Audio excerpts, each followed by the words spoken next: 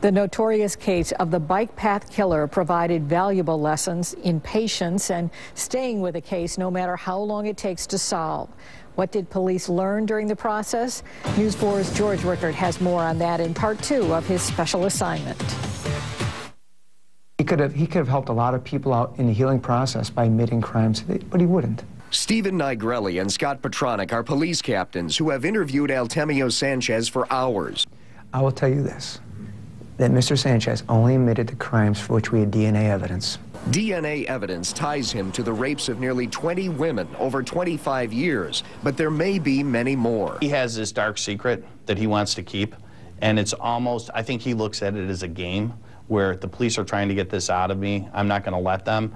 And I think if he told his story to us, he would look at it as we won. Nearly 5 years after his capture, what remains a mystery is a period of 12 years, from 1994 to 2006, when there was no evidence of him attacking anyone. He admitted that he was scared after being interviewed by the Amherst Police Department. He knew that they were close, and he laid low for his own self-preservation.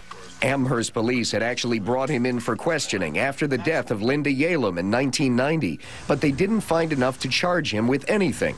Also, years before he had killed anyone, in 1985, one of his first known victims gave Hamburg police a lot to go on. He wanted to kill me. He left me there for dead. I was unconscious, at least for a couple hours. Denise still has a scar on her neck after being choked with a cord. But before she was left for dead, Sanchez told her his name was Al. She later told police that, and gave them a partial license plate of his car, even a description of a window sticker that may have led police to where he worked.